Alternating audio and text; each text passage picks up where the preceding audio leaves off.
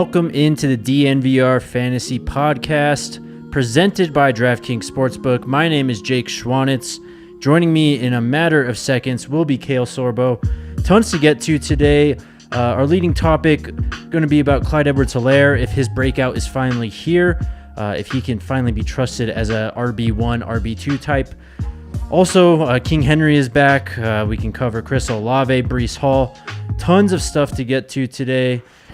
We welcome Kale into the show now. Kale, how you doing, man? Tell me all your fantasy hopes and dreams that have gone wrong. Oh, I'm 0-4 in my big money league, so we're going Excellent. great. Excellent. I'm also 0-4 in my main league, so great guys to be giving fantasy advice right now, honestly. I have won this league. I think I won last year, actually, and then just immediately followed it up with a complete falling on my face. So that's great.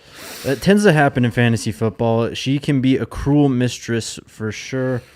Let's get into the show, though, Kale. Where do you want to start off today? Let's just go game by game like we have been. Let's start with Thursday Night Football, Miami at Cincinnati. What's your biggest takeaway from this game?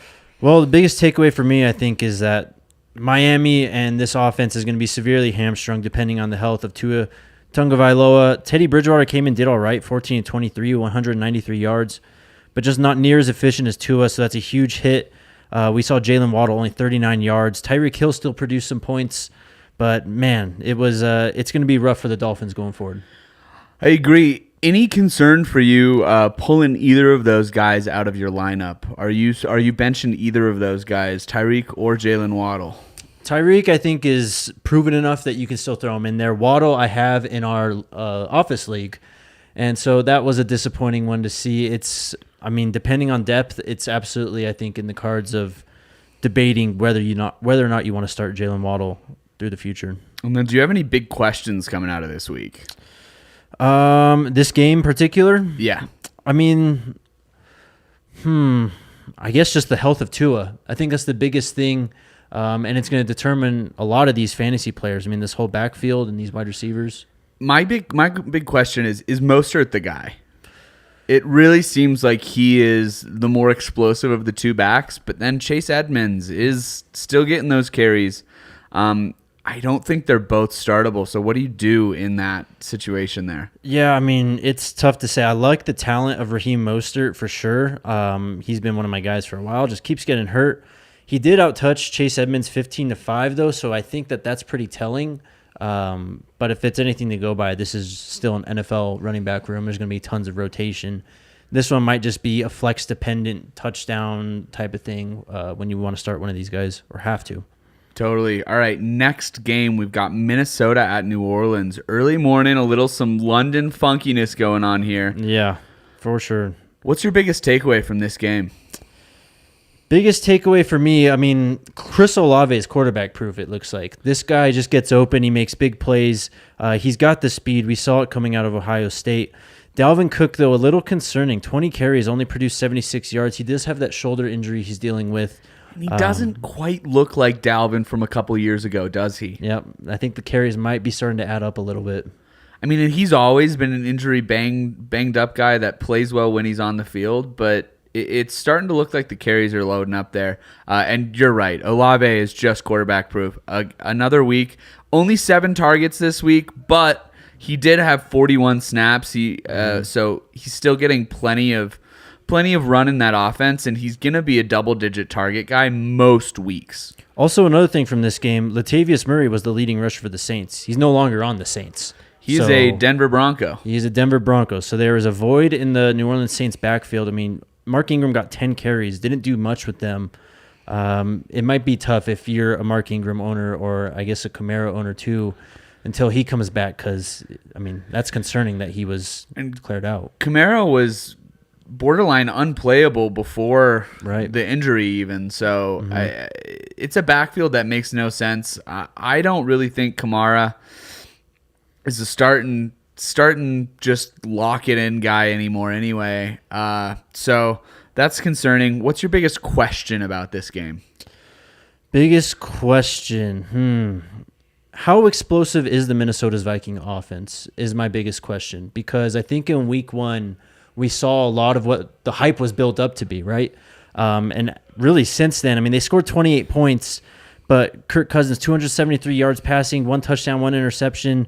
Not the greatest day. I mean, Justin Jefferson did his thing, but other than that, there wasn't much fantasy production from the Vikings this week. I mean, Adam Thielen had a decent week again. Decent. He had a decent week. So I think those are your two guys that are startable in that offense.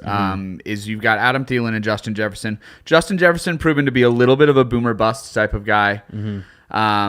So sorry, I was reading the question that was up there. But 9 targets for Adam Thielen, 13 for Justin Jefferson. Both of those guys are getting their lion's share of targets in that offense. I think they're both startable, although obviously you want the upside of Jefferson there. Right. But I'm worried about Dalvin Cook. Let's move on, though. Let's go to our next game. We've got Seattle at Detroit. What is going on with Jared Goff? Is he really a top 5 quarterback? Jared Goff's just doing Jared Goff things, honestly. I mean, he's always been capable of having these big games. He's going to make the dumb interception, and he's going to make some boneheaded decisions just in terms of in the process of the play. But 45 points in a loss, 4 touchdown passes. This offense doesn't even have Jamison Williams yet, Kale. This offense is going to get even better and more explosive moving forward. I mean, he put up that type of production without his top 2 wide receivers last week. It is a absolute... And no St. Brown also. No St. Brown. I mean... a guy, no DJ Chark and no DeAndre Swift. I mean, there was absolutely no reason for them to put up the numbers that they did, but they did. Goff is playing really well, which he's always shown that when you give him time, and that offensive line is absolutely stout. So the other question I have coming out of this game is Seattle wide receivers for real? Is this Geno Smith thing? Is it time to sell on those Seattle wide receivers because they've sort of peaked out early season? Or are we riding the Geno and DK train for a while? Honestly, I don't really know what to do with this Geno Smith momentum because I was never a Geno Smith fan, but I know that there's plenty of national guys on Twitter that are huge Geno Smith fans, swear that he's a good quarterback. I feel caught in the middle with this. I think DK is more proven and will be the more consistent player moving forward than Tyler Lockett. They seem to have a nice connection, too, when you watch them play. And, I mean, they're not throwing a lot of those go balls that you're used to with DK, but he's still getting open, which is really started. He's using his size in the middle of the field, which is really good to see. I think I would sell on Ty Lockett if you can this week. I think his value is only going to go down from here. I think he's sort of hit his peak, but DK I would hold on to. I mean, I agree with that for the most part. The thing is, though, these receivers were going so late. These should be value players if they're on your team, unless you reached in That's what I'm saying, but you might want to flip them right at this point. Get some better players now that they're out exceeding the value of where you drafted them. True. All right, New York Jets at Pittsburgh. What's going on with Breece Hall? Is he finally sort of coming into that status that we all thought he would, especially when dynasty drafts were going on earlier this year? Great question. I mean, I was a Breece Hall fan, I'd say. I don't think I was as bullish on him as many other people were. The split with Michael Carter was concerning coming into the year. That was really my holdup with Breece Hall. But he outtouched him 17-9. So, and they drafted him in the second round for a reason. This guy's going to eventually be the lead back of this football team. I think it's just more of a situation thing. It was good seeing Zach Wilson come back and play somewhat to what we expected. I mean, he was still Zach Wilson. He was 50% completion, 2 interceptions, but he was able to make plays and hit some guys. So this offense is just in the infant stages, I think. Here's what I like about Breece Hall. He got 6 targets last week. There you go. For a running back, that's huge. So along with his 17 carries, it seems like that split is going to go more and more his way. I'm all in on Breece Hall. Plus, I just like the way he plays. Pittsburgh, what do we make of this QB change? Because it looks like it's sticking. So are we buying? George Pickens finally had a really good week. They're throwing him more of those go balls, which is where his specialty is going to lie. Kenny Pickett's definitely got a bigger arm than Mitch Trubisky did. Are we buying George Pickens at all? And how does this affect Najee Harris? George Pickens, I mean, I think you're kind of buying a little high now. I think at this point you kind of miss the train unless you get a pretty good offer or you're able to create a pretty good offer. I think Kenny Pickett is far and away a better quarterback than Mitchell Trubisky. Make no mistake about that. So I think it's a tick up for all Pittsburgh receivers. Najee, I'm not too sure on him. I'm not as confident in this Pittsburgh offensive line in the running game as I would be in previous years, and I think he's still kind of dealing with a little bit of that foot injury too. I just don't see the same explosion that you're used to seeing out of him. I think he's going to catch more passes, though, because I think they're going to be able to run more of a traditional offense. They're going to be running less out of the shotgun, and I like him to catch some more passes. I am high on Najee Harris. I was super high. I wrote him all of last year, but I think they're going to be able to get back more to that type of offense that the Steelers want to be running under center. I think they're going to get that run game going, and I think Najee Harris is going to catch passes, which in a PPR or a half PPR league is going to be really important. All right, let's move on, though. Chicago at New York Giants. Whoever plays the Bears is a top defense. Yeah, it seems that way. Justin Fields I don't know if it's Justin Fields more so or if it's just the offensive construction in the scheme, but they have not been able to get any type of passing game going to this point. Justin Fields, another unimpressive stat line, 11 of 22, no touchdowns, 174 yards. Khalil Herbert also back down to earth. Saquon, I'm still bullish on Saquon. Here's our question. Is it time to sell on Saquon? Is this as high as his value gets this year, especially in a dynasty league? Could you get some really good value on Saquon? Is this your last chance to get value moving off of Saquon? Dynasty is a different story, I believe. I think that you could reasonably sell and get a good return for Saquon. If you're in a redraft, though, and you have Saquon, I think you got to hold on to him. I think this is potentially the RB1. I think this is a league winner if he stays healthy. Yep. I absolutely agree with that. All right, let's move on. Tennessee at Indiana. Derrick Henry, is he officially back? It seems that way. The Colts, one of the more hot and cold teams of the NFL season to this point, and that's exactly what they were in that game against Tennessee. It came out very sluggish. Scored some points in the second and third quarter, and then a scoreless fourth quarter. Also, Matt Ryan played pretty well for the Colts, but this was in no terms a quarterback duel. Ryan Tannehill, 17 of 21, 137. So I think that bodes well for Derrick Henry. They're going to have to rely on him and ride him if they want any type of offensive production. Here's what I like about Derrick Henry this year. He's catching passes. Yes. More than he has in years past. Five targets last week, 22 carries. He had that 22-yard reception that went for a huge gain just off of that little dump-off screen. I really like the way Derrick Henry's catching passes. He's not being used in a necessarily role like a CMC or a Saquon is, where he's going to catch a ton of passes. He's not going to get double-digit targets. Mm-hmm. But that little bit of extra target that you're getting there is adding value, and it's allowing him to recoup what he is and what he's lost a little bit in his running game, I think. Absolutely. Highest targeted receiver on the Tennessee team. There we go, right there. Wow, over Robert Woods. That is really impressive. Yeah, man, is it time to panic on Jonathan Taylor? I don't know if panic's the right word. I'd be concerned, especially given the injury and just on a week-to-week basis. And talking about this week, I mean, he plays on Thursday, obviously. So his status is in doubt for that game. So that is 100% concerning. I still believe in this Colts offensive line. I don't think Matt Ryan is... He's not close to that 2016 form. He's more so Phillip Rivers at the end of his career, which was on the Colts. I still trust in that offensive line. I think Taylor's going to get his big days eventually. What do we think about Michael Pittman? Because he's been so up and down this season. Is he a set and forget guy still, like we thought he was going to be coming into this year? It's tough to say. I mean, Matt Ryan always did feed his his best receivers. I mean, obviously Julio Jones and Roddy White got a ton of work when he was in Atlanta. He ran 38 routes last week and only got 6 targets. It's concerning.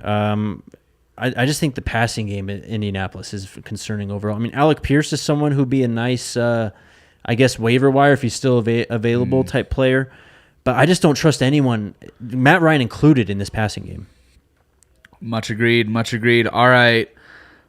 What do we got? LA Chargers at the Houston Texans. Where do we go from here? What's your biggest takeaway? Dameon Pierce, welcome to the show, man. Finally. And some speed, too. I got to tell you, I was a big Dameon Pierce fan going back to Florida through COVID season in 2020.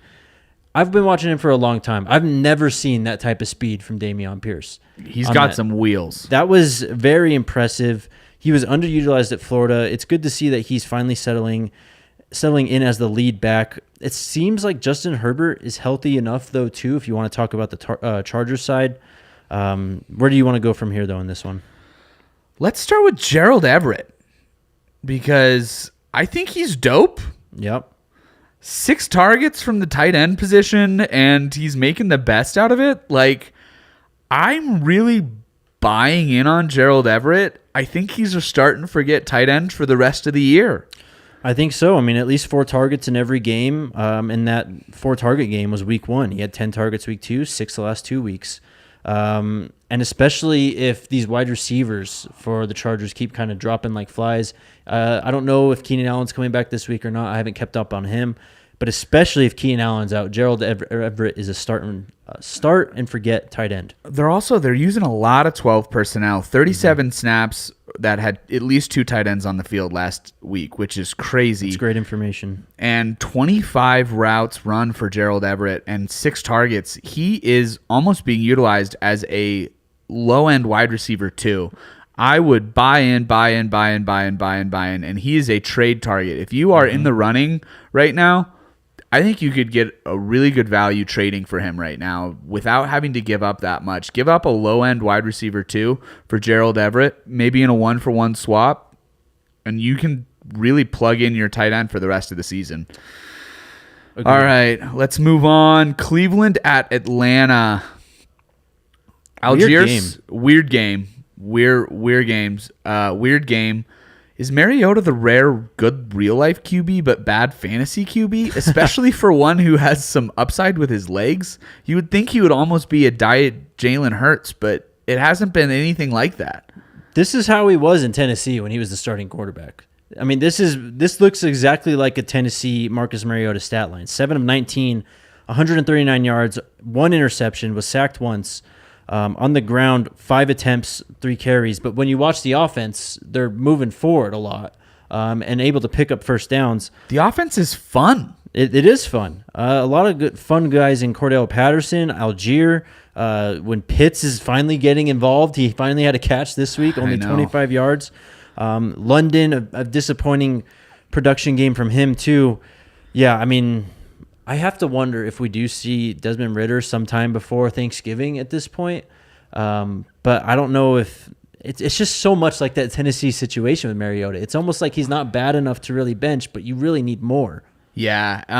The other thing we'll bring up here, Patterson looks like he's going to be out for a while, if not the whole year. So Algier is a waiver wire target.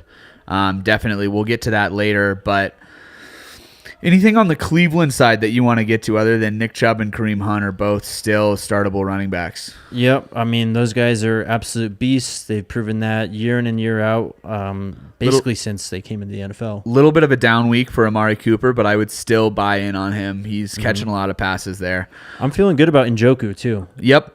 That breakout seems to be sticking. Washington at Dallas. What's going on with Scary Terry?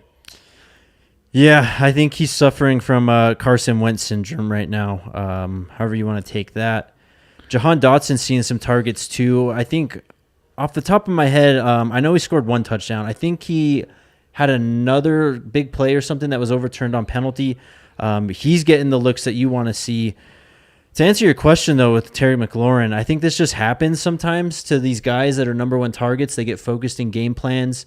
Teams make an emphasis to take them away. This is a divisional opponent. I wouldn't freak out. I still think, obviously, Scary Terry is a great player still. Great wide receiver, but fantasy-wise, are you worried? Are you still starting him? I'm worried. I'm officially, maybe I'm not touching the red button yet, freaking out and trying to just trade him for whatever I can get, but I'm getting close to that point, I think. I would agree. And then are we buying these CeeDee Lamb Cooper Rush stonks that are going on? Man, I don't know. This Dallas team is so weird. I mean, they've had the same construction for the last 7-8 years. And we've seen this happen for Dallas before. When Dak came in as a rookie, of course, Cooper Rush isn't a rookie, but when the backup comes in and plays well, it seems to happen a lot in Dallas for whatever reason. CeeDee Lamb's a very talented player. I think that he's still pretty safe to just set and forget in your lineup. Cooper Rush, though, is it bad if I say I still want to see more? No, that's totally fair. He's been playing really well, but he is a backup for a reason, and we'll see if he can shake that moniker. But I really like CeeDee Lamb. The other thing is Michael Gallup is still available in waivers in some places. Absolutely go get him. He's playing really, really well. Dak loves him as a deep threat too. So when Dak comes back, I think Gallup stocks go up. Yep, totally. I think that could be one thing that maybe helps swing a league. All right, game of the week, Jacksonville at Philadelphia. What everyone was, Sanders is averaging 6.5 PPR points more per game this year than he was last year. Is Miles Sanders a real RB1? So I think so. But last year, the thing with Philadelphia last year, it was like through the first 6 or 8 weeks, I believe it was, this team wasn't running the football a lot. And they became a running team in the second half last year. You're starting to see that carry over this year. So I think really Miles Sanders is just picking up where he left off in terms of last season's production towards the end of the half of the year. This offense is just built around the running game, though. If you have any type of Miles Sanders, Jalen Hurts stock, you are feeling really, really good right now. And then we got to talk about Jamal Agnew because he caught 2 touchdown passes on only 6 targets, and they were both kind of filthy. Is he worth buying in on? I mean, obviously, we love Christian Kirk this year. We have talked about that. But is Jamal Agnew worth buying in on a little bit, or is he still a little bit too tumultuous? I'd say if you have a waiver that's like bottom half and you need a wide receiver, go ahead, throw it in there. Might as well see what you can get from him.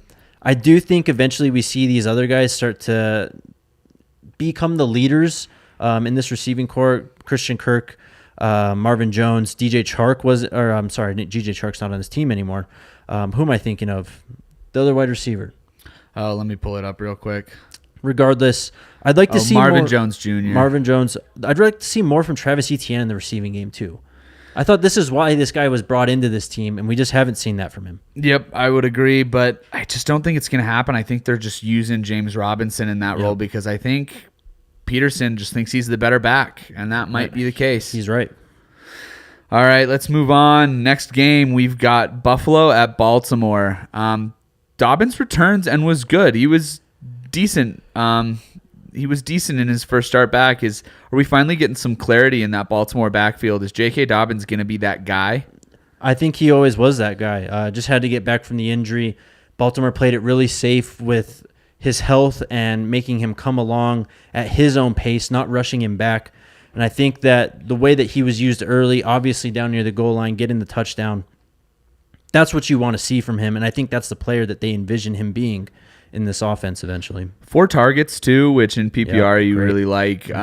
Carries 13, so he definitely got the lion's share of carries out of that. And Justice Hill looking like we should fade him a little bit now that Dobbins is back. You might have seen the best out of him already. Anything else from this game? Anything? Can Singletary keep catching passes like this? Or, I don't know. I'm not in on Devin Singletary. Yeah, I mean, he's going to lead that backfield, so I guess if there is a back to own on this football team, he'd be the one. I'm concerned about my Gabe Davis stocks, though. What the hell? Dude, I bought in big on Gabe Davis in pretty much every league, and Henry put this best last week. Give a shout-out to Henry Chisholm from DNVR Broncos. He said he's Mike Williams. He's going to be a guy who either goes off or for a couple touchdowns and huge receptions, or he doesn't. So play that as you will. Play it matchup dependent, I guess, but I don't think he's going to be the week in, week out monster that we think he is. I just think he's one of those guys that when he does go off, he's going to go off, and it's going to be really frustrating when that week happens to be on your bench. Still kind of working back from injury, though, too. So I think that the best is yet to come from Gabe Davis in terms of explosive games and in terms of consistency, too. Totally. All right, Arizona at Carolina. C-Mac makes his mark. So does Hollywood Brown. But is this type of play sustainable for Kyler Murray? I believe so. I'm going to tell you the truth. I didn't watch too much of this game because this was going on during the Broncos game. Kingsbury, I've been out on for a few years now. I'm still out on him. And the only time that Kyler really looks good is when Cliff kind of throws his hands up and goes, please go win us the football game, which is going to happen extremely often as long as Cliff Kingsbury is the head coach. So I think to answer your question, in some regards, yes, Kyler Murray will continue to be explosive. All right, let's move on to probably the biggest question that everybody's going to have right now is Denver at Raiders. First of all, we should just get it out of the way. Russ is a top 12 fantasy quarterback again, so I would still start him. Mm-hmm. It's worth starting, and I think this offense is only going to get more on the same page. He's putting up some empty yard stats, but that might be worth it. And then what do you do about this Denver running back situation? Are you picking up Mike Boone or Latavius Murray? I think I'm taking Mike Boone just because he has the familiarity in the system. He should have the favor in terms of the coaching staff because of that. Latavius Murray is a very experienced player, though. I mean, there's definitely going to be a situation, I can already see it happening, where Mike Boone kind of runs the Broncos down the field and Latavius comes in and vultures him at the goal line. That's where I'm going to go with. I think in my leagues, I'm going to put in a claim on Latavius Murray just because of the goal line carries. He's the bigger back. Mm-hmm. I think they're going to have to do this by committee. And I think it's probably, look, if Melvin Gordon gets one more fumble, it's over for him. So it's worth putting in a claim on Latavius Murray or Mike Boone, regardless of which way you think that's going to go. Mm-hmm. I'm going to go Murray, or you can take Jake's advice there. Let's move on, though. New England at Green Bay. Romeo Doubs is doing what we all wanted him to do, which is just awesome. I overdrafted him in probably every league, but I don't care. It's going to be awesome. He's awesome. And look at Green Bay does it again. They find a late-round receiver. Is it overdrafting if you drafted a guy who might be like your wide receiver 2 or 3 at worst all season long? It probably isn't, but in comparison to where he was going, I overdrafted him. But he's been a stud. Ramondre Stevenson also looks like he's really starting to become that lead back. So I would start him as well, especially that New England offense that doesn't have so much going for him, especially with Mac Jones out. Ramondre Stevenson's looking like he's going to get a lot of work coming up. Let's move on to the main topic. Is this Clyde Edwards-Helaire breakout for real? Man, I don't know. I can't trust this guy. I love this guy coming out of LSU. I thought he was going to be just the key that unlocks that Chiefs offense, if that's even possible to say, because obviously it's Patrick Mahomes' show. But this type of performance that you saw from him against this defense really is encouraging. And I think I keep going back to this, though. Andy Reid's obviously the head coach, and Andy Reid has always given people headaches in terms of his backfields for fantasy purposes, unless he has a clear-cut guy like LaShawn McCoy, Brian Westbrook. Jamal Williams. Jamal Charles. Jamal Charles, sorry. Do you have CEH on that level? Because I think that answers your question. I do. You do? He's been a stud this year, even when he gets sort of caught up at the line of scrimmage and isn't doing stuff in the run game. He's doing stuff in the pass game. When he's doing stuff in the pass game, he's not necessarily doing stuff in the run game, but every week he's found a way to make an impact. And the other thing, he is getting into the end zone on a consistent basis. This guy's on pace to have 12 touchdowns this year. You have to get in on that. Yeah, I'll just say I was wrong then. I was not a believer coming into this season in CEH. He's proven me wrong. Neither have I. All right. Are you concerned about Leonard Fournette, and is Rashad White coming on? This team is just so weird, dude. Honestly, I don't really know what to think about this team. Their calling card was defense and running the football, it seemed. They get the receivers back. Brady all of a sudden throws for 52 attempts. They only had 6 rushing attempts in this game, Kale. Totally. It's concerning. It's concerning for sure. I think Rashad White is a waiver claim. I really do. I loved him coming out of ASU. I think he's a really good player. Leonard Fournette has always been the type of guy that it seems like coaches just trust more because of his size and just ability. All right, let's move on. Last game, Los Angeles Rams at San Francisco 49ers. I'll start with Tyler Higbee. He's a big part of that offense. He's going to be a start and forget tight end as well, in my opinion. And then do you have any other big takeaways from this game? I didn't have much. I'll take a little victory lap. I said I was fading Matthew Stafford on our first show of the year this year, and he just has not looked good. So, And is Jeff Wilson a top 20 starter despite having low-ish usage? He looks to be explosive and getting those carries at the goal line. Low usage in terms of what? Let me see. He had 18 carries last week. Whew. So that's why, I mean, this backfield can cause such a headache to anyone who wants to get invested in it. I understand why you would want to get invested in it, though, because it's Kyle Shanahan, and this guy just knows how to design a run game. But that being said, I think that, Tyrion Davis-Price, I said this last week, this guy's going to come back. He was a third-round draft pick out of LSU. He's going to get carries at some point. I say ride this Jeff Wilson train while you can, but don't be surprised if it ends sometime possibly before Halloween, maybe after, though. And that 49ers backfield has always been really, really tricky. Mm-hmm. But he did run 9 routes, so maybe they'll throw him some passes, Interesting. Too. That is interesting. And then let's get into some waiver claims. Yes, we will get into some waiver claims, but first I have to tell you guys about our friends at DraftKings Sportsbook, the official sports betting partner of the NFL. They are running a ton of great deals going on throughout this football season. They actually boosted Cooper Kupp to an anytime touchdown of plus 150 last night.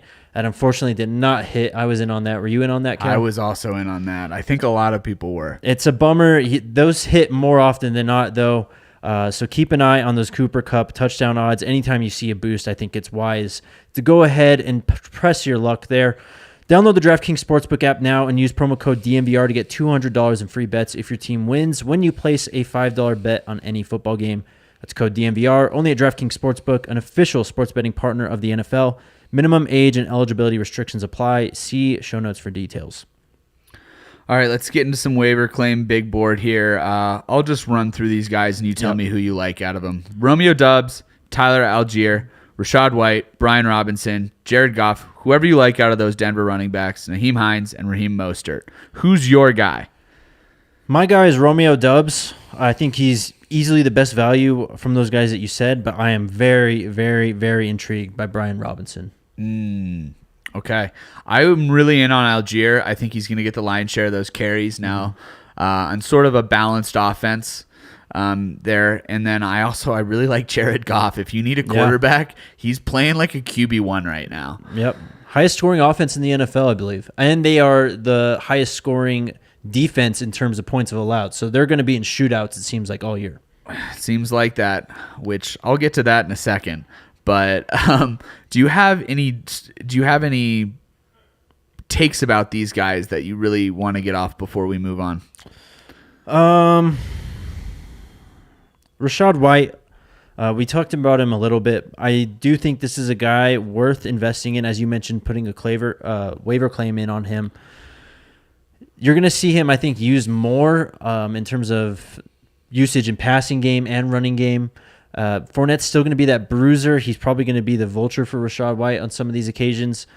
But I still would throw one in on Rashad White. I'd probably go, if I had to rank it, I'd go Doubs, Robinson, White in terms of my favorite non-quarterback guys. Nyheim Hines is out there. I think he's going to get some carries. He'd be a great replacement if the Jonathan Taylor owner in your league does not have him handcuffed. He's on the Colts, right? Yes, he is. It'd be a great value pickup for Thursday night to get a starting running back like that. Yep, totally. All right, and then let's get into some streaming defenses. Any defenses you really like this week to stream? Oh, man. Well, we can start off with the one that you asked in the questions earlier. You can just, I don't know who's playing the Bears, but whoever's playing the Bears, fire that one up. Let me look through here. It's the Vikings. Can I tell you a sneaky one? Yes, go ahead, please. The Lions.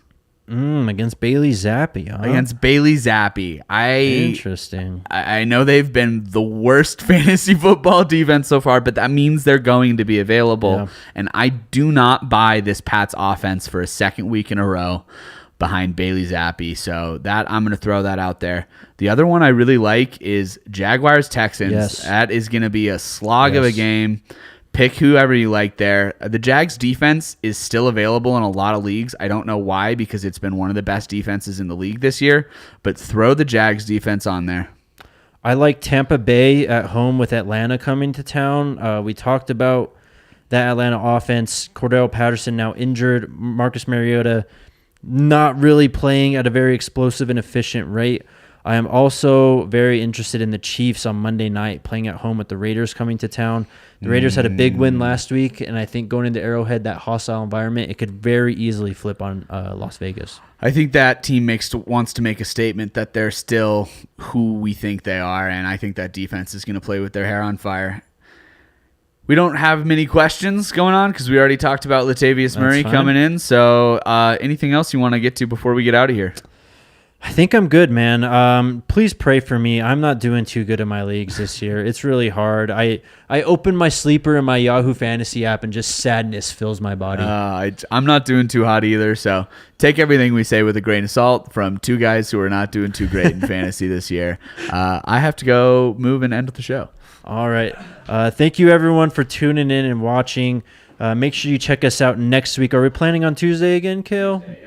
I think we're going to make Tuesdays the day for this fantasy show. Make sure to send all your questions. And join us for the live show if you're listening to the podcast. We are on YouTube streaming these shows almost every time. For Kale Sorbo, my name is Jake Schwanitz. We will see you guys next week.